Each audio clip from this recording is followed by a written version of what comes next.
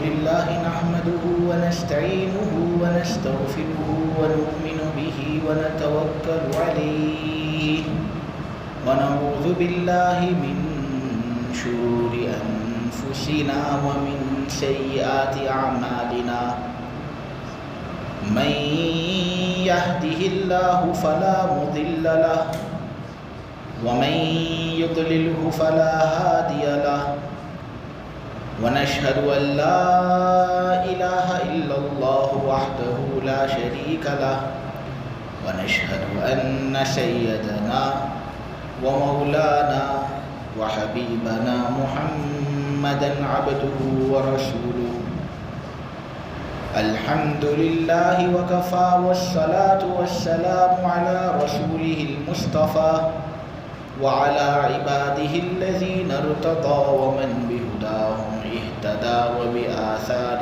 أهل المدينة اكتفى أعوذ بالله من الشيطان الرجيم بسم الله الرحمن الرحيم يا أيها الذين آمنوا هل أدلكم على تجارة تنجيكم من عذاب أليم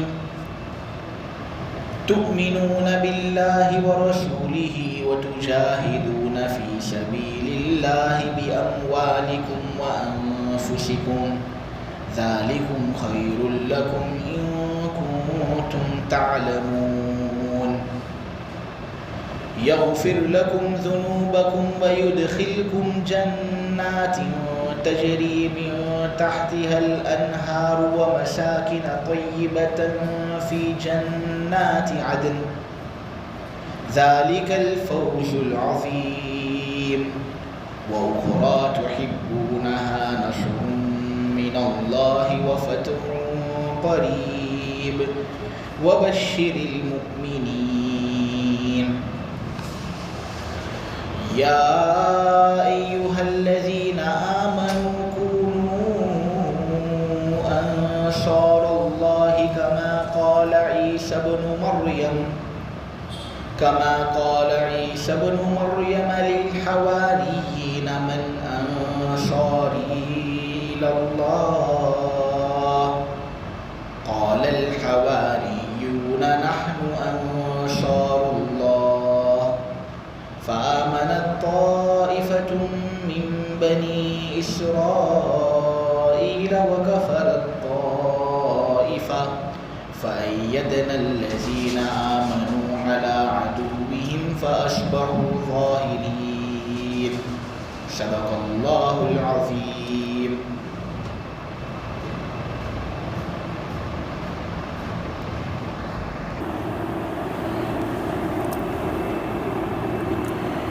اے ایمان والو،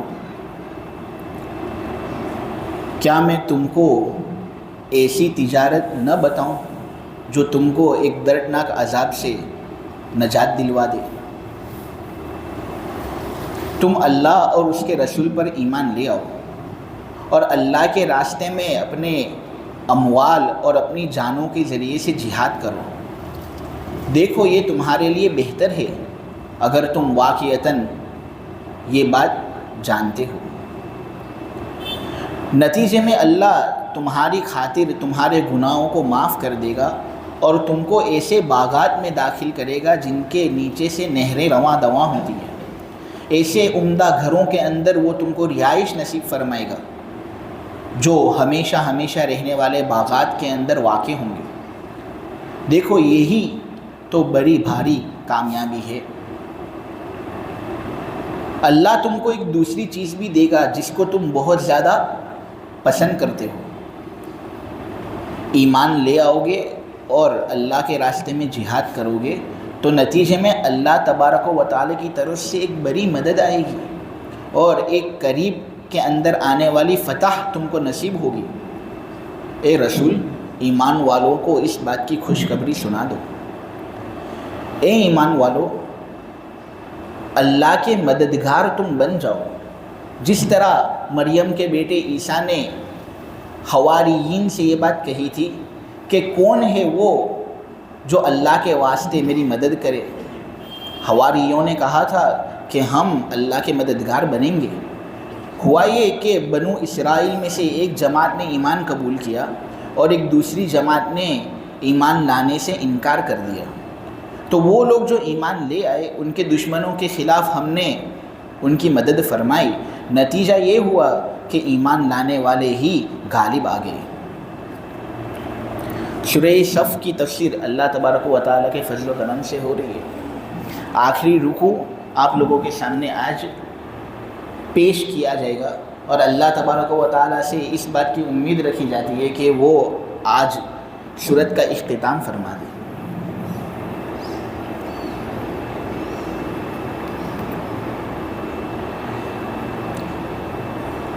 سورت کے لوگ تو واقعتاً تجارت کرنے کے لیے معروف اور مشہور ہے ہی۔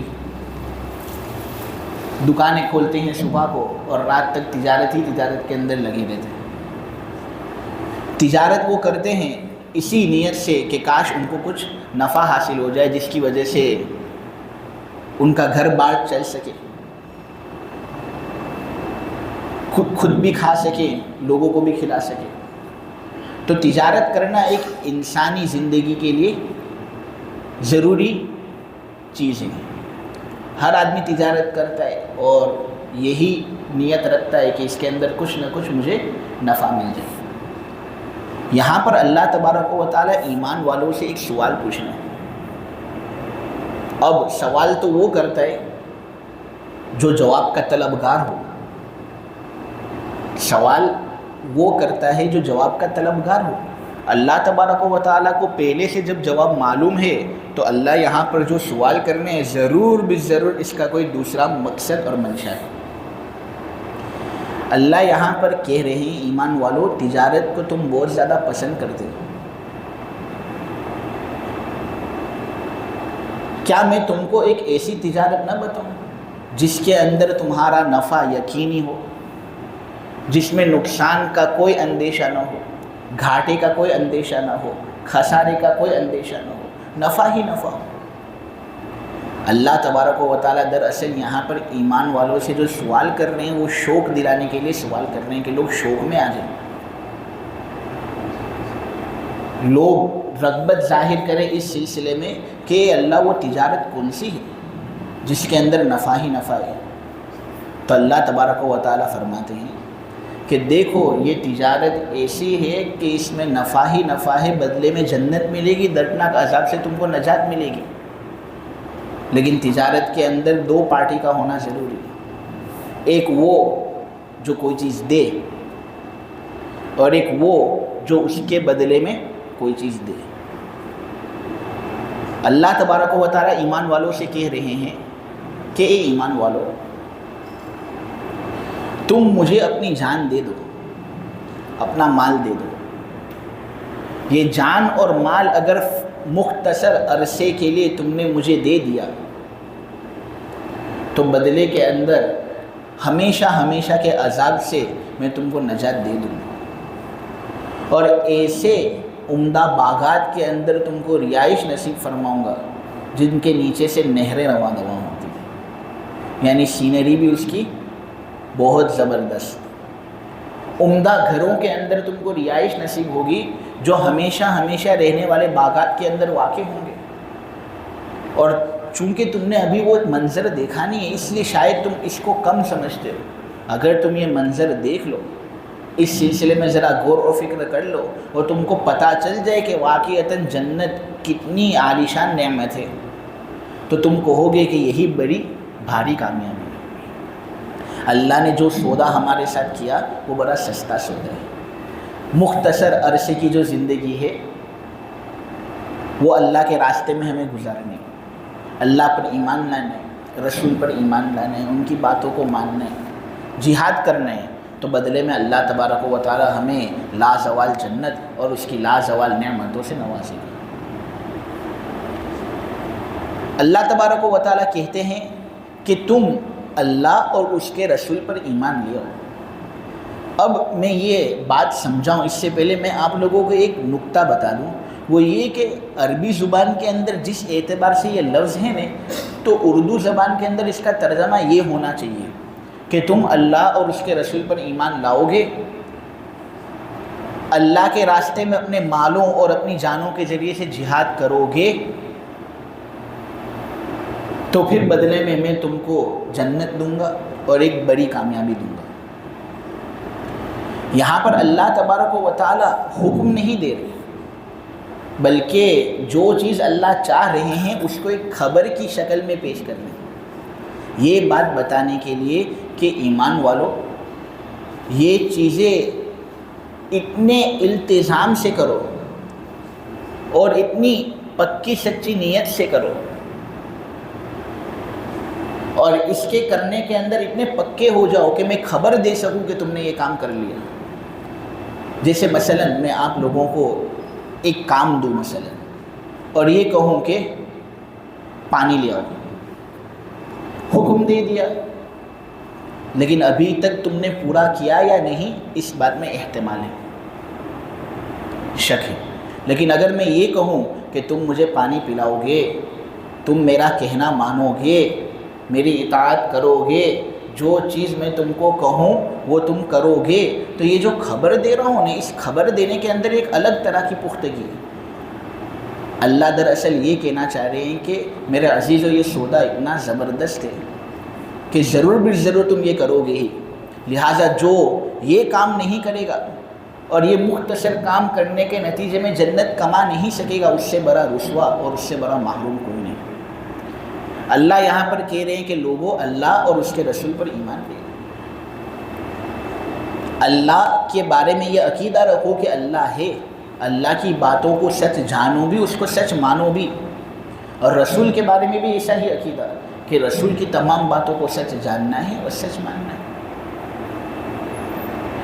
رسول جو ہوتا ہے وہ الیکشن سے نہیں سلیکشن سے حاصل ہوتا ہے، اللہ تبارک و تعالیٰ کا بڑا منتخب بندہ ہوتا ہے، وہ آتا ہے اور اپنی زندگی قربان کر دیتا ہے، اس لیے تاکہ لوگوں کو کچھ دین پہنچے، اس لیے اس دین کی اہمیت ہونی چاہیے، رسول کی باتوں پر مکمل عمل ہونا چاہیے۔ رسول کا سلسلہ اب نبی کریم صلی اللہ علیہ وسلم کی تشریف آوری کی وجہ سے ختم ہو چکا ہے۔ محمد صلی اللہ علیہ وسلم کے بعد کوئی نیا رسول آنے والا نہیں، کوئی نیا نبی آنے والا نہیں، کیونکہ خود سورہ احزاب کی آیت نمبر 40 کے اندر نبی کریم صلی اللہ علیہ وسلم کی زبانی قرآن کی یہ آیت اللہ نے نازل فرمائی، اور اللہ نے کہا ما کان محمد ابا احد من رجالکم ولکن رسول اللہ وخاتم النبیین، محمد تمہارے مردوں میں سے کسی کے باپ نہیں، البتہ وہ نبیوں کے سلسلے کو ختم کرنے والے ہیں، خاتم النبیین ہیں، نبی کے سلسلے کو ختم کرنے والے ہیں، یعنی ان کے بعد کوئی نبی نہیں آئے گا، یہ آخری نبی ہے۔ قرآن سے اس بات کا ثبوت ہے، اسی وجہ سے ملا علی قاری شرح فقہ الاکبر کے اندر کہتے ہیں کہ جب حضور کے ذریعے سے یہ بات ہم کو پہنچ گئی تو اب حضور کی باتوں کا انکار کرنے والا اور حضور کے بعد بھی نبوت کا دعویٰ کرنے والا یہ بغیر کسی شک کے کفر ہوگا، یہ آدمی گمراہ ہے اور اس کی بات کو بالکل بھی قبول نہیں کیا جائے گا، کیونکہ حضور کے بعد تو کوئی نبی آنے والا نہیں۔ آج سے کچھ پہلے ماضی قریب کے زمانے میں ایک آدمی اسی علاقے کا تھا ایسا جس نے نبوت کا جھوٹا دعویٰ کیا تھا، جس کا نام شاید آپ لوگ بھی جانتے ہو، غلام احمد قادیانی۔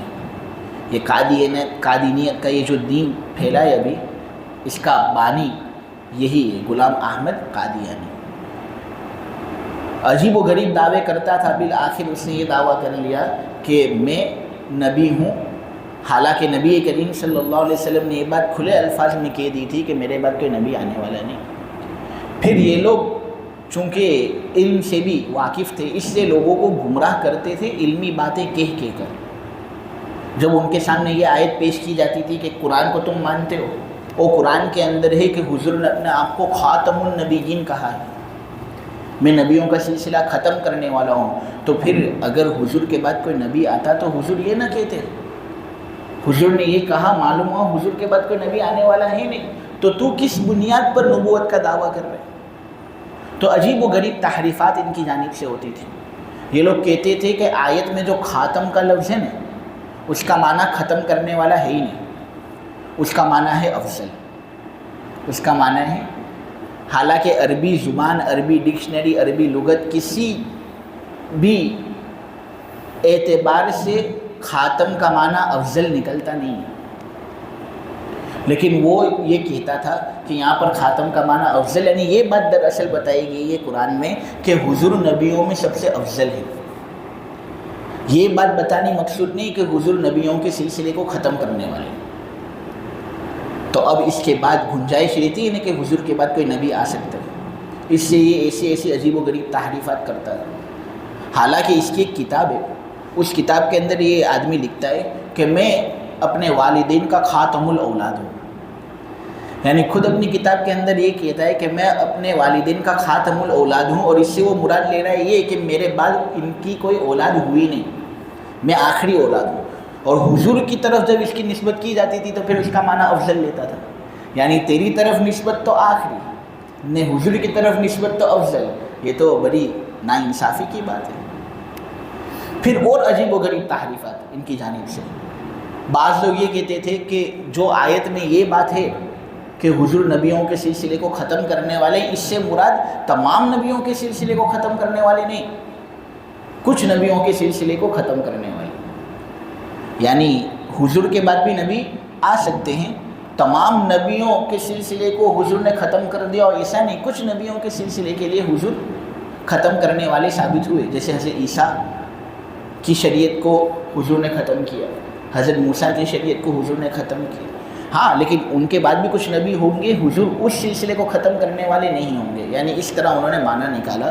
تو ہم یہ کہتے ہیں کہ سب کو یہ بات معلوم ہے کہ خاتم الانبیاء حضور کا لقب ہے، سب کو یہ بات اچھی طریقے سے معلوم ہے کہ خاتم الانبیاء حضور کا لقب ہے، اس لقب میں حضور کا کوئی شریک نہیں۔ تو اگر اس کا معنی یہ ہے کہ حضور کچھ نبیوں کا سلسلہ ختم کرنے والے ہیں، تو اس طرح حضرت عیسیٰ بھی خاتم النبیین ہو گئے، حضرت موسیٰ بھی خاتم النبیین ہو گئے، ہر نبی ایک اعتبار سے اس طرح خاتم النبیین ہو جائے گا۔ تو اس صورت میں حضور کی خصوصیت جس کو تم بھی تسلیم کرتے ہو وہ بات ثابت ہوگی نہیں، لہٰذا تمہارے یہ کہنا بھی غلط ہے۔ بہت سے گمراہ قادیانی اپنی کتابوں کے اندر یہ بھی لکھتے ہیں کہ خاتم النبیین، یعنی حضور جو یہ کہہ رہے کہ میں آخری نبی ہوں، نبیوں کا سلسلہ ختم کرنے والا ہوں، اس کا مطلب یہ نہیں کہ میں ختم کرنے والا ہوں اور میں آخری نبی ہوں، اس کا مطلب یہ کہ حضور نبیوں کے سلسلے پر مہر لگانے والے ہیں، جہاں پر مہر لگائیں گے وہاں پر نبی اگیں گے، بالکل بے بنیاد بات۔ تو ہم یہ کہتے ہیں کہ 1400 سال کے اندر حضور نے کسی جگہ مہر ہی نہیں لگائی، اور کوئی نبی غلام احمد کے علاوہ پیدا ہی نہیں ہوا، کہ 1400 سال بعد آج ایک یہ نبی پیدا ہو رہا ہے اور گمراہی پھیلا رہا ہے۔ یہ سب ان کے ڈھگوسلے تھے، اور یہ سب ان کی جھوٹی باتیں تھیں جس کے ذریعے سے وہ لوگوں کو گمراہ کرنا چاہتے تھے، ورنہ حضور کا آخری نبی ہونا تو ایک مسلم شے ہے، بالکل تسلیم شدہ بات ہے۔ حضرت علی رضی اللہ تعالیٰ عنہ جب نبی کریم صلی اللہ علیہ وسلم کے پاس آئے تو نبی کریم صلی اللہ علیہ وسلم نے حضرت علی سے یہ بات کہی کہ دیکھو غزوہ تبوک کا موقع آ رہا ہے، مدینے کے اندر میرے اہل و عیال پر کوئی نگران نہیں، اس لیے اے علی میں یہ چاہتا ہوں کہ تو جہاد میں شرکت نہ کرے اور میرے اہل و عیال پر تو نگرانی کرے، کیونکہ مجھے تجھ پر بہت بھروسہ ہے۔ تو حضرت علی شکایت کرنے بیٹھ گئے، کیونکہ یہ لوگ تھے مردوں کی اولاد اور تھے بڑے وسیع جگر رکھنے والے، تو یہ کہہ رہے تھے کہ یہاں پر مدینے کے اندر میں اہل و عیال پر نگرانی کروں گا تو جہاد کے اندر کس طرح شرکت کر پاؤں گا، مجھے تو جہاد میں شرکت کرنی ہے، شریک ہونا ہے مجھے، شیر خدا تھے نا، اسی لیے ان کو حیدر کہا جاتا تھا، حیدر کا مطلب ہوتا ہے شیر۔ تو حضور نے فرمایا اے علی یہاں پر ایک وقتی مصلحت کے لیے میں تجھے رکھ رہا ہوں، کیونکہ میں یہ سمجھتا ہوں کہ یہ کام تیرے علاوہ کوئی بہتر طریقے سے کر نہیں پائے گا، اس سے میرا حکم ہے، اس لیے تو یہاں تخلف کر لے، اور دیکھ کیا تو اس بات کو پسند نہیں کرتا کہ تیرا درجہ میرے یہاں پر ایسا ہو جیسا کہ ہارون کا درجہ موسیٰ کے پاس تھا. یعنی تو میرا اتنا قریب ہے کہ جس طرح ہارون موسیٰ کے قریب تھے نا اس طرح تو میرے قریب ہے. ہاں لیکن سن لے اے علی، میرے بعد نبی آنے والا نہیں. تو اگرچہ میرے قریب ہے تو شاید کوئی یہ نہ سمجھ لے کہ قربت کی وجہ سے جس طرح حضور نبی اس طرح علی بھی نبی. میرے بعد تو کوئی نبی آنے والا نہیں ہے. یہ صاف الفاظ حضور نے کہے تھے. سنن ترمذی کے اندر بھی ہے کہ نبی کریم صلی اللہ علیہ وسلم نے کہا کہ رسالت اور نبوت میرے بعد منقطع ہو چکی ہے، اب نہ رسالت آئے گی نہ نبوت آئے گی. لہٰذا جو بھی شخص اب قیامت تک نبوت اور رسالت کا دعویٰ کرے گا وہ دعویٰ مردود ہوگا، ہم اس کو قبول نہیں کریں گے. اللہ اور اس کے رسول پر ایمان لانے والی چیزوں میں سے ایک چیز یہ بھی ہے. اور پھر دوسری چیز جس کی طرف اللہ تبارک و تعالی ہماری رہنمائی کرنا چاہ رہے ہیں وہ یہ ہے کہ اللہ کے راستے میں جہاد کرو. مالوں کے ذریعے سے بھی جہاد کرو، اپنی جانوں کے ذریعے سے بھی جہاد کرو. خوب مال خرچ کرو، سواری لینے میں، ویپنز لینے میں اپنی جانوں کو بھی صرف کرو. اور سمجھو کہ یہی وہ عبادت ہے جس کے اندر اللہ کا دین بلند ہوگا.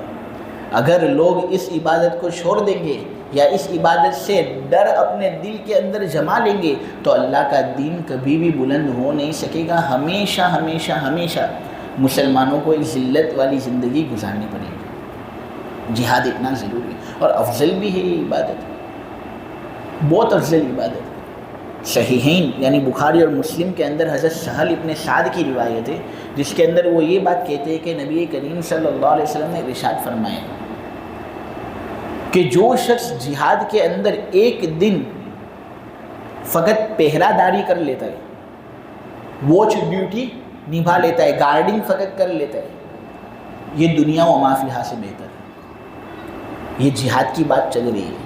یعنی وہ جہاد جو اللہ کے راستے میں ہوتا ہے اس میں قتل و قتال ہوتا ہے.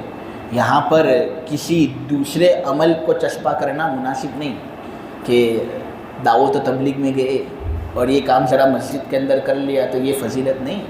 یا یہ کہ تم کتاب پڑھانے بیٹھ گئے اور بچوں کی ذرا نگرانی کر لی تو یہ فضیلت میں داخل نہیں. اس کے اور فضائل ہیں، دعوت و تبلیغ کی فضیلتیں ہیں، بہت بڑا کام ہے. تعلیم و تعلم کی فضیلتیں اس کا بہت بڑا کام ہے، لیکن وہ کام بہت اونچا کام ہے. اس کے لیے یہ خاص فضیلت نبی کریم صلی اللہ علیہ وسلم نے بیان کی کہ جو شخص ایک دن رات فقط پہرہ داری کر لیتا ہے تو یہ کام اتنا اونچا ہے اللہ کے یہاں پر کہ یہ دنیا و ما فیہا سے بہتر ہے. بخاری اور مسلم ہی کی ایک روایت ہے. حضرت ابو ہریرہ اس روایت کے راوی ہیں. وہ یہ کہتے ہیں کہ جو آدمی اللہ کے راستے میں قتل و قتال کرتا ہے اور پھر بالآخر شہید ہو جاتا ہے اور اس کو کچھ زخم آتے ہیں تو قیامت کے دن ہوگا یہ کہ اپنی قبروں سے یہ اٹھے گا اور اس کے جو زخم ہیں نا اس سے بہت زیادہ خون نکلے گا تاکہ سب لوگوں کو پتہ چلے کہ یہ وہ آدمی ہے جس نے اللہ کے راستے میں جہاد کیا.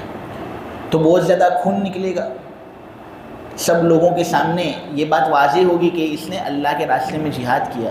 لیکن ہوگا یہ کہ وہ جو خون کی بدبو ہے نا وہ بدبو کسی کو محسوس نہیں ہوگی. خون کی بدبو کی جگہ پر مشک کی خوشبو اس کے خون سے نکلے گی. یہ اللہ تبارک و تعالیٰ کے دربار میں ایسی زبردست حالت میں حاضری دے گا. ابن جبر الانصاری رضی اللہ تعالیٰ عنہ کی ایک روایت بخاری کے اندر موجود ہے.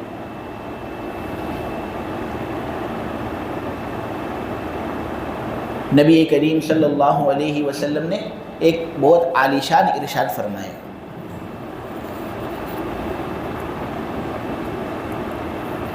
حضور نے یہ بات کہی کہ گرد و غبار جو آدمی کا میدان جہاد کے اندر چلنے کی وجہ سے ہوتا ہے اور اڑتا ہے اس کی بھی وقت اللہ تبارک و تعالیٰ کے یہاں پر دنیا و ما فیہا سے بہتر ہے. تو آپ سمجھے جب گرد و غبار ہی کی اتنی زیادہ وقت تو پھر آدمی جب تلواریں چلائے گا یا یہ کہ بندوق کے ذریعے سے فائرنگ کرے گا، بوم وغیرہ پھینکے گا، دشمن کو بھی قتل کرے گا، اپنے آپ کے لیے بھی زخم برداشت کرے گا تو اس کا ثواب اللہ تبارک و تعالیٰ کے یہاں پر کتنا ہوگا.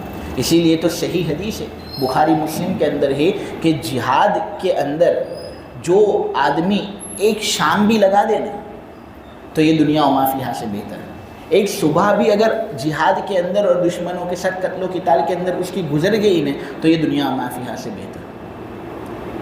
یہ جہاد کی عظمت اور اس کا مقام اللہ تبارک و تعالیٰ کی ہے۔ اسی وجہ سے تو نبی کریم صلی اللہ علیہ وسلم نے بھی یہ بات کہی، والذی نفسی بیدہ لوددت ان اقتل فی سبیل اللہ ثم احیا ثم اقتل ثم احیا ثم اقتل۔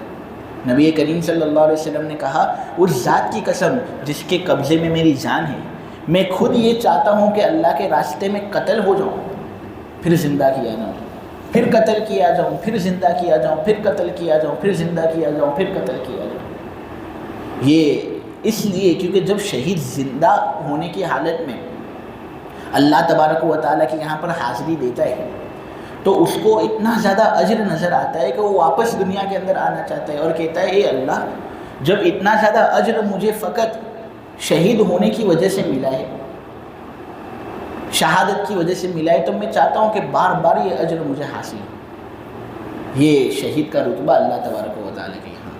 اسی لیے تو نبی کریم صلی اللہ علیہ وسلم کے جو اصحاب تھے وہ جہاد کے اندر بڑے پکے تھے، نبی کریم صلی اللہ علیہ وسلم کا ساتھ چھوڑتے نہیں تھے۔ حضرت عبداللہ ابن مسعود کی روایت ہے کہ ایک مرتبہ نبی کریم صلی اللہ علیہ وسلم بدر کے لیے لشکر تیار کر رہے تھے کہ دیکھو میرے ساتھی لوگوں، جہاد کا بہت اونچا مقام ہے، میرے ساتھ شرکت کرو، تم دشمنوں کو مٹانا ہے، اگر دشمن آج ہم پر غالب آ جائے گا تو پھر اسلام کا نام و نشان دنیا سے مٹ جائے گا، اس لیے میرا ساتھ دو۔ تو اتنے میں حضرت مقداد ابن اسود کھڑے ہوتے ہیں اور ایک بات کہتے ہیں۔ عبداللہ ابن مسعود کہتے ہیں جب وہ بات مقداد ابن اسود نے کہی نا، دنیا کا کوئی ساز و سامان مجھے محبوب محسوس نہیں ہوتا جتنا زیادہ مجھے یہ محبوب محسوس ہوتا ہے کہ مقداد کی جگہ پر کاش وہ کلمے میں نے کہے ہوتے۔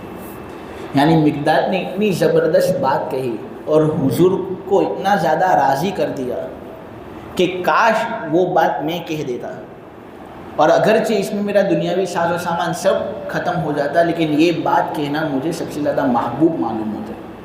مقداد ابن اسود نے حضور کی بات پر لبیک کہا اور کہا، اے محمد جو اللہ کے نبی ہیں، اے محمد جو اللہ کے رسول ہیں، جن کو مدینے کی طرف بھیجا گیا ہے، ہم تجھ سے وہ بات چیت نہیں کریں گے جو بات چیت بنو اسرائیل نے موسیٰ سے کی تھی۔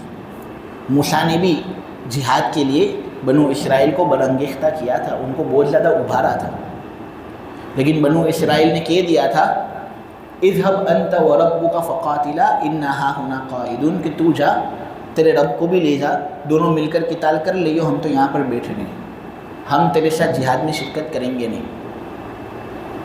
تو مقداد ابن اسود کہہ رہے ہیں کہ موسیٰ کی قوم نے جو روکڑی بات موسیٰ علیہ السلام کے ساتھ کی تھی نے، اے محمد اللہ کے نبی، ایسی بات ہم تجھ سے کرنے والے نہیں ہیں، ہم تو تجھے یہی کہیں گے کہ تم جاؤ لڑنے کے لیے، اپنے رب کو بھی لے جاؤ لڑنے کے لیے، اور ہم تمہارے دائیں طرف کھڑے رہ کر لڑیں گے، ہم تمہارے بائیں طرف کھڑے رہ کر لڑیں گے، آگے سے تمہاری حفاظت کریں گے، پیچھے سے تمہاری حفاظت کریں گے۔ اذهب انت وربک فقاتلا انا معکم مقاتلون، تم جاؤ لڑنے کے لیے، اپنے پروردگار کو بھی لے جاؤ لڑنے کے لیے، ہم بھی تمہارے ساتھ لڑیں گے۔ نبی کریم صلی اللہ علیہ وسلم نے جب یہ بات حضرت مقداد سے سنی نا، کہنے والے کہتے ہیں کہ جس طرح ایک سونا روشن ہوتا ہے اور کھلکھلاتا ہے، نبی کریم صلی اللہ علیہ وسلم کا چہرہ بھی اتنا ہی زیادہ منور ہو گیا تھا، اتنے زیادہ خوش ہو گئے تھے حضور۔ صحابہ تو ایسے تھے، بڑے زبردست تھے، ہر ایک کا دین پہنچانے کے سلسلے میں نقطۂ نظر الگ تھا، ذوق الگ تھا، امتیازی شان رکھتے تھے۔ حضرت عبداللہ ابن زبیر کے بھی جہادی کارنامے کچھ کم ہیں۔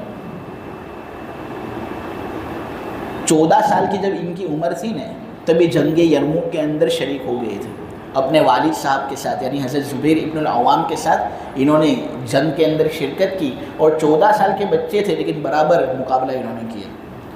3 سال بعد جب 17 سال کی ان کی عمر ہوئی تو حضرت عمرو ابن العاص جو فاتح مصر ان کے لشکر کے اندر ہی شامل ہو گئے، اور پوری زندگی جہاد کے اندر انہوں نے گزاری۔ زبردست سن ہجری 26 کا واقعہ ہے کہ حضرت عثمان ابن عفان رضی اللہ تعالیٰ عنہ نے حضرت عمرو بن العاص کو کسی مصلحت کی وجہ سے مصر کی حکومت سے سبکدوش کر دیا تھا اور کہا تھا کہ اب مصر پر حکومت ان کی جگہ پر عبداللہ ابن ابی سراح کریں گے۔ چنانچہ مصر پر ان کی حکومت چلنی شروع ہو گئی۔ عبداللہ ابن ابی سراح نے دیکھا کہ رومیوں کا بڑا خطرہ ہے، ان کے ساتھ جنگ کرنی پڑے گی، تو انہوں نے 20,000 کا لشکر جمع کیا اور رومیوں کے ساتھ جنگ کرنے کے لیے نکلے۔ رومیوں کا لشکر اس وقت 2 لاکھ کے قریب تھا، اس میں حضرت عبداللہ ابن زبیر بھی شریک ہوئے۔ عبداللہ ابن زبیر کی شان تو بہت اونچی، ان کے والد صاحب تو حضرت زبیر تھے ہی، جو عشرہ مبشرہ میں سے ہیں، جن کو نبی کریم صلی اللہ علیہ وسلم نے جنت ہی کے اندر، دنیا ہی کے اندر جنت کی خوشخبری سنا دی تھی۔ اور ان کی والدہ بھی بہت بڑی، ان کی والدہ حضرت عائشہ کی بڑی بہن حضرت اسماء بنت ابی بکر۔ جب نبی کریم صلی اللہ علیہ وسلم ہجرت کر کے مدینے آئے تھے نا، تو 1 سال تک کسی کے یہاں کوئی لڑکا پیدا نہیں ہوا تھا، تو بہت زیادہ لوگ غمگین ہو گئے تھے کہ یار لڑکے کی پیدائش ہو نہیں رہی۔ یہود لوگ پھر اکسا رہے تھے مسلمانوں کے کہ ہم نے تم پر جادو کر دیا ہے، اس لیے لڑکے کی پیدائش ہونے والی بھی نہیں ہے، کہ اتنے میں سن ہجری 2 کے اندر عبداللہ ابن زبیر کی ولادت ہوئی۔ مسلمانوں نے ان کی ولادت پر بڑی خوشی کا اظہار کیا، کیونکہ اس میں یہود کی تردید ہوئی نا۔ تو عبداللہ ابن زبیر بھی اس لشکر کے اندر شریک تھے۔ رومیوں کے ساتھ مقابلہ تھا، یہ لوگ 20,000 اور رومیوں کی تعداد 2 لاکھ کے قریب تھی۔ اس میں رومیوں کا ایک امیر تھا جس کا نام تھا جرجیر۔ اس نے لڑائی کے دوران اور میدان کارساز کی گرمی کے اندر یہ اعلان کر دیا، عبداللہ ابن ابی سراح کا سر جو میرے پاس لے کر آئے گا، نمبر 1 اپنی بیٹی کا نکاح اس سے کرواؤں گا، اور نمبر 2 1 لاکھ دینار اور سونے کے سکے میں اس کو انعام کے اندر دوں گا۔ بس عبداللہ ابن ابی سراح کی گردن میرے پاس لانی ہے۔ مسلمان بہت فکر کے اندر آ گئے، کیونکہ ایسا اعلان جب میدان کے اندر کیا جاتا ہے تو مرد مشقت کے اندر ہوتا ہے، تو ایک مالی اعتبار سے سکون مل گیا اور ایک زندگی کے اعتبار سے سکون مل گیا۔ تو سب نے عبداللہ ابن ابی سراح پر حملے کرنے شروع کر دیے کہ ان کو جلد سے جلد قتل کرو تاکہ جرجر ہمیں انعام سے سرفراز کریں۔ عبداللہ ابن زبیر کھڑے ہوئے اور انہوں نے اعلان کیا کہ اس کو جو اعلان کرنا ہو انہیں اس کو کرنے دو، ہم بھی اعلان کریں گے اور دشمنوں کو یہ پیغام پہنچائیں گے کہ جو عبداللہ ابن ابی سراح کے بجائے جرجیر کو قتل کرے گا نہیں، اس کی بیٹی سے ہم اس کا نکاح کرائیں گے، اور 1 لاکھ دینار دینے کا وعدہ اس نے کیا تھا نا، ہم اس کو 1 لاکھ دینار دیں گے، اور مزید یہ کہ مخصوص علاقوں کی حکومت بھی ہم اس کو دیں گے، وہ مخصوص علاقوں کا بادشاہ بھی بن جائے گا۔ تو اس طرح لالچ دے کر جتنے لوگ جرجیر کا ساتھ دے رہے تھے نا، عبداللہ ابن زبیر نے ایک جنگی ٹیکٹک کے ذریعے سے ان کو جرجیر کے خلاف کر دیا۔ اب لڑائی ہو رہی، اس طرح قتل و قتال ہو رہے کہ عبداللہ ابن زبیر شیر کی طرح جرجیر پر نظر رکھ رہے ہیں، دیکھ رہے ہیں کہ جرجیر کا جو لشکر ہے نا وہ تھوڑا آگے بڑھ رہے ہیں اور جرجیر پیچھے ہے، تو انہوں نے اس موقع کو غنیمت سمجھا۔ ہوا یہ کہ دیکھتے ہیں کہ جرجیر اس طرح کچھ پیچھے رہ گیا ہے اور 2 باندیاں مور کے پروں کے ذریعے سے اس پر سایہ کر رہی ہیں۔ حضرت عبداللہ ابن زبیر قریب ہوئے، اب جرجیر دیکھ رہا ہے کہ عبداللہ ابن زبیر قریب ہو رہے ہیں، تو اس کو ایسا لگتا ہے کہ اتنا کھلم طریقے سے یہ میں قریب ہو رہے ہیں اور بادشاہ کے سامنے اتنے دلیری سے یہ آ رہا ہے، تو شاید کچھ صلح کا پیغام لے کر آیا ہو۔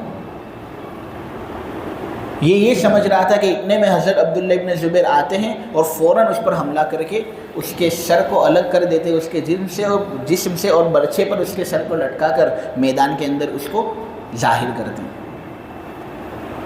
اس وقت ان کی عمر کتنی تھی معلوم ہے؟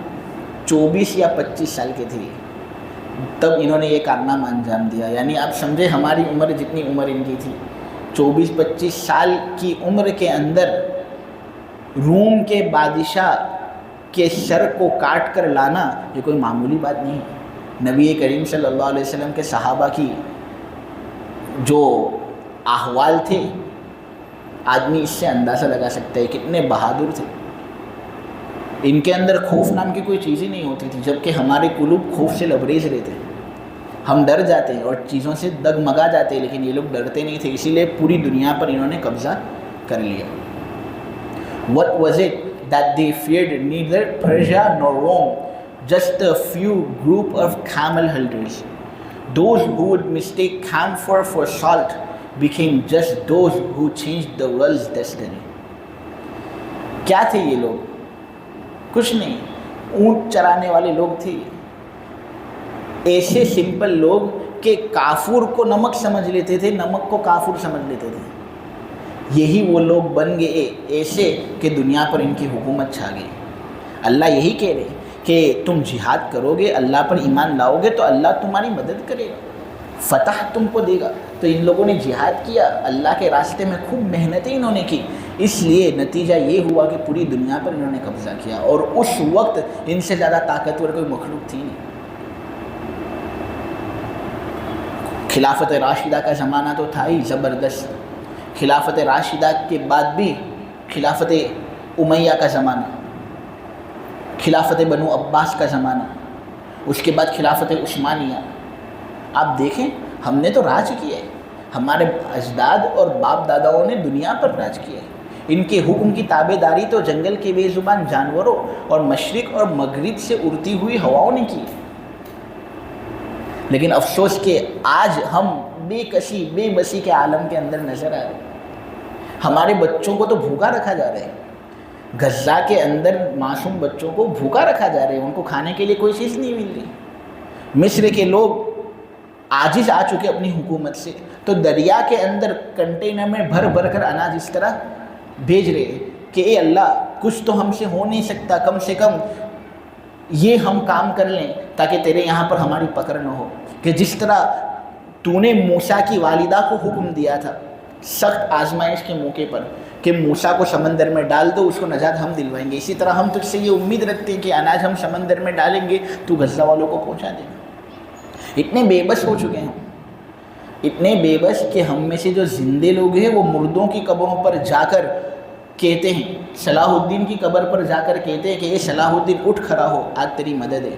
یعنی شاعر کہتا ہے کہ کتنی افسوس کی بات ہے کہ یہ آدمی جیتا جاگتا ہے، بازو کے اندر قوت ہے، کرنا چاہے تو سب کر سکتا ہے، لیکن اتنی افسوس کی بات کہ مردوں کی قبروں پر جا کر مردوں سے سوال کر رہے کہ تم میری مدد کر۔ وہ اپنی مدد نہیں کر سکتے، تمہاری مدد کہاں سے کریں گے؟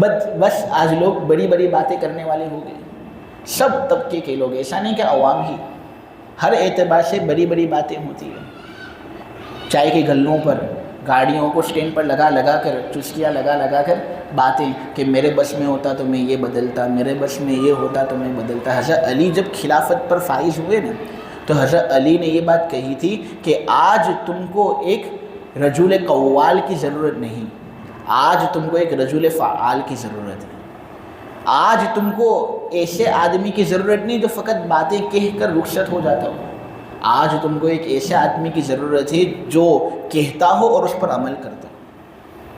تو حضرت علی نے فقط خطبے کے اندر یہ بات کہی تھی اور نیچے اتر گئے تھے،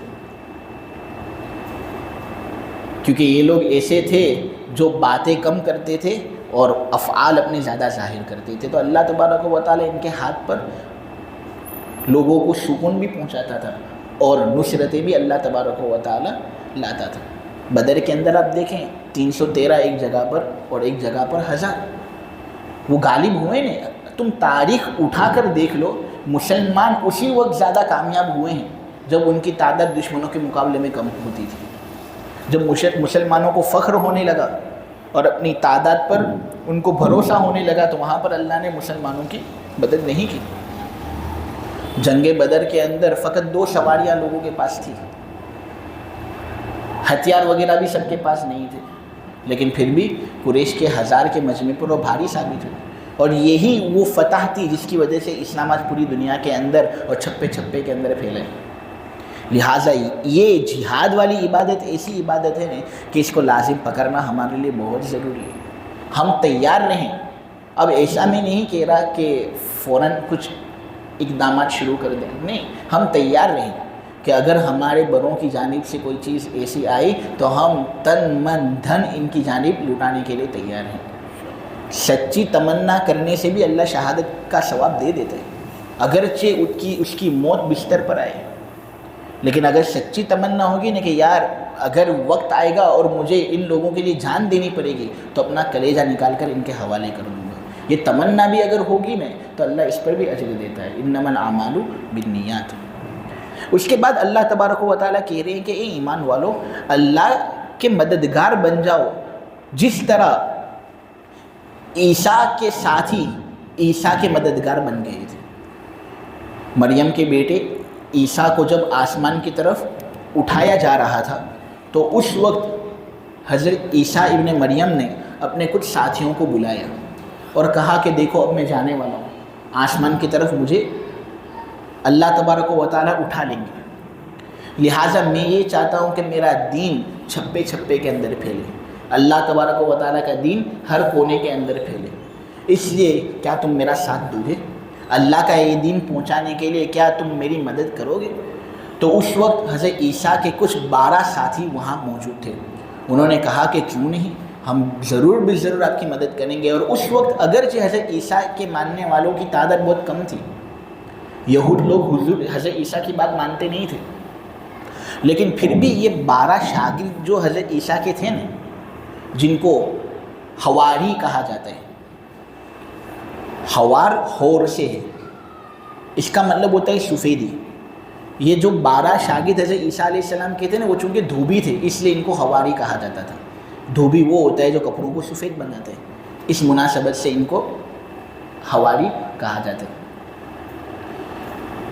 جنت میں جائیں گے تو ہمیں حوریں ملیں گی، تو یہ حور بھی یہی ہا واو را کے مادے سے نکلا ہے. کیوں؟ کیونکہ ان کی جو آنکھیں ہوں گی نا، ان کا سفید حصہ نہایت سفید، کالا حصہ نہایت کالا. تو یہ سفید حصہ نہایت سفید ہوگا نا، یہ بات بتانے کے لیے حوروں کو بھی حور کہا جاتا ہے، اور وہ خود بھی سفید ہوں گی، چمک دمک کے اندر اعلیٰ ہوں گی، اس لیے ان کو حور کہا جاتا ہے. تو حواری عیسیٰ علیہ السلام کے ساتھیوں کا ایک لقب ہے. وہ چونکہ دھوبی تھے اور یہ پیشہ یہ اپنائے ہوئے تھے، اس لیے ان کو یہ کہا جاتا تھا. اور دوسرا قول علماء کا یہ منقول ہے کہ چونکہ ان کا باطن بڑا صاف تھا، سفید تھا، شفاف تھا، اس لیے ان کو حواری کہا جاتا ہے. تو 12 حواری اس طرح تھے، انہوں نے حضرت عیسیٰ علیہ السلام کی نصیحت پر عمل کیا اور حضرت عیسیٰ علیہ السلام کو انہوں نے وعدہ کیا کہ ہم تمہارا دین پھیلائیں گے. تو آج دیکھو ان لوگوں نے محنت کی، اور دنیا کا کوئی کونا ایسا نہیں ہوگا جہاں پر کرسچینٹی پھیلی نہ ہو. اب پہلے تو یہ حق دین تھا نا، اب یہ نبی کریم صلی اللہ علیہ وسلم کی تشریف آوری کی وجہ سے گمراہ دین ہو گیا، لیکن پہلے تو یہ حق تھا. اور یہی نبی کریم صلی اللہ علیہ وسلم کے تشریف آنے سے پہلے مستقل شریعت کی جس پر لوگوں کو عمل کرنا تھا، تو انہوں نے ہر جگہ پر اس طرح کرسچینٹی کو پھیلایا. اور آج کا حال یہ ہے کہ دنیا کے اندر سب سے زیادہ اگر کوئی دھرم ہو ایسا جس کو مانا جاتا ہو تو وہ یہ کرسچن دھرم ہے. تو یہاں پر اللہ تبارک و تعالیٰ کہہ رہے ہیں کہ دیکھو مریم کے بیٹے عیسیٰ کی مدد کرنے والوں نے کس طرح کی. اے حضور کی مدد کرنے والوں، اے وہ لوگ جو حضور کے ساتھ اٹھتے بیٹھتے ہیں، جو حضور کے امتی ہیں، تم بھی اپنے نبی کی اسی طرح مدد کرو.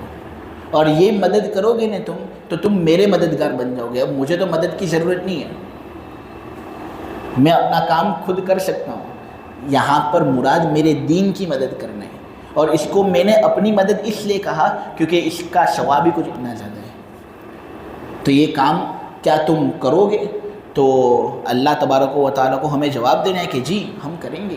تو پھر اللہ تبارک و تعالیٰ یہ کہتے ہیں کہ عیسیٰ ابن مریم کے مددگاروں نے جب حضرت عیسیٰ کی مدد کی نا، تو اگرچہ اس وقت حضرت عیسیٰ کی مخالفت کرنے والے بہت زیادہ لوگ تھے اور حضرت عیسیٰ کی مدد کرنے والے بہت کم لوگ تھے، لیکن اللہ نے کم لوگوں کو زیادہ لوگوں پر غلبہ عطا فرمایا. اور اس طرح کہ آج عیسیٰ ابن مریم کے ماننے والے زیادہ ہیں، مخالفت کرنے والے کم ہیں. ہم بھی عیسیٰ ابن مریم کو مانتے ہیں، کرسچن لوگ بھی مانتے ہیں، اگرچہ ان کا ماننا غلط ہے. وہ حضرت عیسیٰ کو اللہ کا بیٹا کہہ دیتے ہیں، ہم اللہ کا بیٹا نہیں اللہ کا رسول کہتے ہیں. لیکن یہود لوگ جو حضرت عیسیٰ کو برا بھلا کہتے تھے، نعوذ باللہ ولد زنا کہتے تھے، ان کی تعداد تو کم ہے نا آج دنیا میں. تو اللہ کہہ رہے ہیں کہ عیسیٰ ابن مریم کی مدد کرنے والوں کو اللہ نے جس طرح غالب کیا نے، اسی طرح اے ایمان والوں ہم تم کو بھی غالب کریں گے. لہٰذا تم اپنے نبی کی خوب مدد کرو. اب آدمی کب مدد کر سکتا ہے اللہ کی؟ آدمی اللہ کی مدد اس وقت کرے گا جب وہ قرآن سمجھے گا، قرآن پر عمل کرے گا، اور قرآن پر عمل اسی وقت آدمی کے لیے ممکن ہے جب آدمی کسی نیک عالم دین کی صحبت اختیار کرتا ہو، کسی شیخ صالح کی رہنمائی کے اندر رہتا ہو، کیونکہ یہ چیز ایسی ہے جو فقط لکھی ہوئی شکل میں آپ لوگوں کے سامنے موجود ہے۔ اس کا ایک عملی نمونہ آپ کے سامنے ہونا چاہیے، جس کو تم دیکھ سکو، جس کو تم سن سکو، جس کا مشاہدہ تم کر سکو، ایک رول ماڈل۔ تو اس طرح ہمیں ہماری زندگی کے اندر ایک بزرگ کو تلاش کرنا ہے، جس بزرگ کی اتباع کرنے کی وجہ سے قرآن حدیث پر عمل کرنے کا شوق ہمارے دل کے اندر پیدا ہو۔ اور جو آدمی اس طرح سچی طلب سے پیر کو تلاش کرتا ہے نا، اور کسی بزرگ شیخ کی اتباع وہ کرنا چاہتا ہے، تو اللہ اس کے لیے راستہ کھول بھی دیتا ہے۔ خود بخود ایک نیک عالم دین، نیک صالح بزرگ اس کی زندگی کے اندر آ جاتا ہے، جس سے فائدہ اٹھانا اس کے لیے آسان ہوتا ہے۔ بس ارادہ کرنا ضروری ہے۔ میں آپ کو ایک مختصر واقعہ سنا دوں اور اپنی بات پوری کروں۔ ہمارے جو بزرگ ہیں نا، ان میں سے ایک بہت بزرگ ہیں حضرت حاجی امداد اللہ صاحب مہاجر مکی رحمۃ اللہ علیہ، بہت بڑے آدمی تھے۔ حضرت حاجی امداد اللہ مہاجر مکی نے ایک مرتبہ خواب دیکھا، اور اس خواب کے اندر یہ بات دیکھی کہ نبی کریم صلی اللہ علیہ وسلم کی مجلس آراستہ ہے۔ یہ حضور پاک صلی اللہ علیہ وسلم کی مجلس کے اندر آنا چاہتے ہیں، لیکن ان کی ہمت ہوتی نہیں ہے کہ بڑے لوگوں کی بڑی مجلس، اس کے اندر میں چھوٹا کس طرح حاضر ہو جاؤں، تو ڈر رہے تھے۔ اتنے میں ان کے ایک جد امجد حافظ بلاکی رحمۃ اللہ علیہ آئے، اور انہوں نے ان کا ہاتھ پکڑا اور ان کو مجلس کے اندر شریک کیا۔ تو یہ ہمت سے نبی کریم صلی اللہ علیہ وسلم کی مجلس کے اندر شرکت کرتے، نبی کریم صلی اللہ علیہ وسلم کے ساتھ سلام علیک ہوتا ہے، حضور ان کو بٹھاتے ہیں اور حضور ان کے ساتھ مصافحہ کرتے ہیں۔ اور پھر ہوتا یہ کہ نبی کریم صلی اللہ علیہ وسلم نے مجلس ہی کے اندر ایک دوسرے آدمی کو بلاتے ہیں، اور وہ تھے پیران پیر مولانا نور محمد جنجانوی رحمۃ اللہ علیہ۔ ان کو بلاتے ہیں اور کہتے ہیں کہ اس آدمی کا ہاتھ تم اپنے ہاتھ میں لے لو۔ چنانچہ حضرت حاجی امداد اللہ صاحب مہاجر مکی خواب ہی کے اندر دیکھ رہے ہیں کہ حضور ان کا ہاتھ پکڑنے اور ان کا ہاتھ پیران پیر نور محمد جنجانوی رحمۃ اللہ علیہ کے ہاتھ کے اندر ڈال رہے ہیں۔ تو وہ سمجھ گئے کہ حضور یہاں پر اشارہ کرنا چاہ رہے ہیں کہ تم ان کی صحبت اختیار کرو، ان کی رہنمائی کے اندر رہو، تو قرآن حدیث کا صحیح علم تم کو آئے گا۔ حاجی امداد اللہ مہاجر مکی بیدار ہوئے، اور بیدار ہونے کے بعد یہی فکر ہے کہ یہ آدمی جس کو میں نے خواب میں دیکھا ہے اس کی تلاش مجھے کرنی ہے۔ اب مجھے تو معلوم تھا بھی نہیں کہ جنجانہ کہاں ہے، یہ شخص کون تھے، پہلی مرتبہ ان کا تذکرہ سن رہا ہوں، پہلی مرتبہ ان کا چہرہ دیکھ رہا ہوں۔ کئی سالوں تک میں نے ان کو تلاش کیا کہ یہ نور محمد جنجانوی جن کی خواب کے اندر میں نے زیارت کی، وہ مجھے مل جائیں تاکہ میں ان کی صحبت اختیار کروں۔ اتنے میں ایک دن مولانا محدث محمد قلندر محدث جلال آبادی نے اپنی رہنمائی سے مجھے نور محمد جنجانوی رحمۃ اللہ علیہ کی خدمت کے اندر حاضر کیا۔ میں ان کی خدمت میں حاضر ہوا، اور فوراً جب میں نے چہرہ دیکھا نا تو سمجھ گیا میں کہ یہ تو اسی آدمی کا چہرہ ہے جس آدمی کا چہرہ میں نے خواب کے اندر نبی کریم صلی اللہ علیہ وسلم کے سامنے کئی سالوں پہلے دیکھا تھا، اور حضور نے میری رہنمائی کی تھی کہ اس آدمی کے پاس جانا اور ان کی صحبت اختیار کرنا۔ چنانچہ وہ بالکل لرز گئے اور ہیبت کے اندر داخل ہو گئے، روب طاری ہو گیا۔ اتنے میں بڑی ہمت سے انہوں نے مصافحہ کیا، اور حضرت نور محمد جنجانوی رحمۃ اللہ علیہ نے مصافحہ کرنے کے فوراً بعد کہا، کیا تجھے اپنے خواب پر مکمل یقین ہے؟ یعنی یہ ان کی کرامت تھی کہ ان کو یہ بات معلوم تھی کہ یہ آدمی خواب کے اندر مجھے دیکھ رہا ہے، اور اس طرح حضور نے اس کی رہنمائی میری طرف کی ہے۔ یہ ان کی کرامت تھی۔ یہ بزرگ لوگ ہوتے ہیں، بہت بڑے لوگ ہوتے ہیں، یہ دلوں کی باتیں بھی کبھی کبھی جان لیتے ہیں۔ اب ایسا نہیں کہ ہر مرتبہ جان لیتے ہی ہوں، لیکن کبھی کبھی اللہ تبارک و تعالیٰ ان کے دل کے اندر بات ڈال دیتا ہے۔ حدیث میں ہے نا، اتقوا فراست المؤمن فإنه ينظر بنور اللہ، ایک نیک ایمان والے کی فراست سے بچا کرو، وہ اللہ کے نور سے دیکھتا ہے، سب چیزیں اس کے سامنے واضح ہو جاتی ہیں۔ لہٰذا انہوں نے فوراً کہہ دیا کہ کیا تجھے اپنے خواب پر یقین ہے؟ اور جب انہوں نے یہ کہا نا تو حاجی امداد اللہ مہاجر مکی نے دھارے مار مار کر رونا شروع کر دیا، خوشی کے آنسو، کہ یہی وہ شخص ہے جس کی صحبت اگر میں اختیار کروں گا تو صحبت اختیار کرنے کے نتیجے میں اللہ اور اس کے رسول کا دین میری زندگی کے اندر آ جائے گا۔ تو ہمیں بھی ایسا ہی کرنا ہے، ہم سچی طلب کریں گے تو انشاءاللہ ہمارے لیے راستہ آسان اللہ تبارک و تعالیٰ کر دے گا۔ ارادے جن کے پختے ہوں، نظر جن کی خدا پر ہو، تلا تم خیز موجوں میں وہ گھبرایا نہیں کرتے۔ بحمدللہ سورہ صف کی تفسیر مکمل ہوئی، اب انشاءاللہ آئندہ ہفتے سورہ جمعہ کی تفسیر کریں گے۔ سبحانک اللہم بحمدک وتبارک اسمک وتعالی جدک ولا الہ غیرک۔ اللہم صلی علی سیدنا مولانا محمد النبی الامی وعلی آلہ وسلم تسلیما۔ اے اللہ ہمارے تمام گناہوں کو معاف فرما، مولا ہماری تمام خطاؤں سے درگزر فرما۔ اے اللہ اے اللہ اے اللہ، حقیقی معنی میں تجھ پر ایمان لانے والا ہمیں بنا دے۔ اے اللہ حقیقی معنی میں نبی کریم صلی اللہ علیہ وسلم پر ایمان لانے والا ہمیں بنا دے۔ اے اللہ ہمارے دلوں کو منور فرما دے۔ نبی کریم صلی اللہ علیہ وسلم کی نبوت آخری نبوت ہے، اس پر ہمارا یقین جما دے۔ اے اللہ تیرے راستے میں جہاد کرنے کی توفیق سے ہمیں تو مالا مال کر۔ اے اللہ آج غزہ کے اندر بچے بھوکے مر رہے ہیں، اے اللہ کتنے ہفتے ہو گئے، کتنے دن ہو گئے اور ان معصوموں کو مولا کریم کھانا تک پہنچایا نہیں جا رہا۔ اے اللہ ہم یہ منظر دیکھ کر بہت اپنے آپ کو عاجز سمجھتے ہیں۔ اے اللہ کیا اسی طرح ظالم حاوی ہوتا چلا جائے گا اور مظلوم کیا اسی طرح دبتا رہے گا؟ اے اللہ مظلوم کی دعا تو تیرے یہاں پر مقبول ہوتی ہے، اس کی دعا اور تیرے یہاں پر تو کوئی حجاب بھی نہیں رہتا۔ اے اللہ اسرائیلی حکومت کو ختم نصیب فرما دے، اور اے اللہ اس کا خاتمہ کر دے۔ اے اللہ ان کو شکست دے، نیست و نابود کر دے، جڑ سے مولا کریم ان کو اکھاڑ کر پھینک دے، اور اے اللہ مسلمانوں کی بھرپور حمایت کر۔ اے اللہ آج ہمارے سامنے کھانے کے لیے بہت سی چیزیں ہیں، پانی کے لیے بہت سی چیزیں ہیں۔ اے اللہ اگر ہم چاہتے نہیں تو ہمارا جگر ان کے سامنے کھول کر رکھ دیتے، ہمارا کھانا ان کو پہنچاتے، ان کی ہر اعتبار سے مدد کرتے، لیکن مولا اتنی بے بسی تو کسی کی بے بسی نہیں ہوگی کہ ہم مدد کرنا چاہتے ہیں لیکن اس کے باوجود مدد کرنے سے قاصر ہیں۔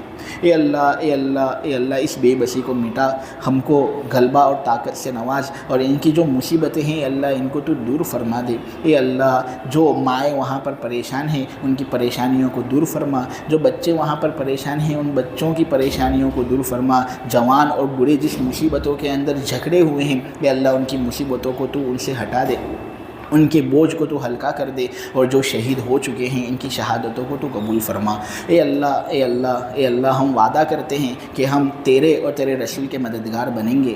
اے اللہ ہمیں معلوم ہے کہ آپ لوگوں کو مدد کی کوئی ضرورت نہیں اے اللہ، لیکن اس حصے کے اندر اگر ہم شریک ہوئے تو ہم ہی بڑے کامیابی کے اندر داخل ہونے والے بن جائیں گے۔ اے اللہ بڑی کامیابی سے ہم کو تو ہمکنار فرما، ہم کو تو سرفراز فرما، دنیا کے اندر بھی کامیابی عطا فرما، آخرت کے اندر بھی ہمیں کامیابی عطا فرما، اور اے اللہ ہمیشہ ہمیشہ ہمیشہ ہم کو غالب رکھنا، مغلوب ہونے سے اے اللہ تو ہماری پوری پوری حفاظت فرما، قرآنی انوارات سے ہمارے دلوں کو منور کر دے، اور قرآن کہ ہر آیت پر ہمیں عمل کرنے والا بنا دے۔ سورہ صف کی جو تفسیر ہوئی ہے اے اللہ اس کو تو قبول فرما، بولنے کے اندر اگر کچھ غلط بول دیا ہو تو اے اللہ جان بوجھ کر کچھ غلط نہیں بولتے، اے اللہ ہم تیاری کر کے لاتے ہیں تاکہ کچھ غلطی ہم سے نہ ہو، اے اللہ اگر ہو گئی ہو تو اے اللہ ہماری پکڑ مت کرنا، اور اے اللہ اس کو تو قبول کرنا۔ وصلی اللہ تعالی علی خیر خلقہ محمد وعلی آلہ وصحبہ اجمعین برحمتک یا ارحم الراحمین۔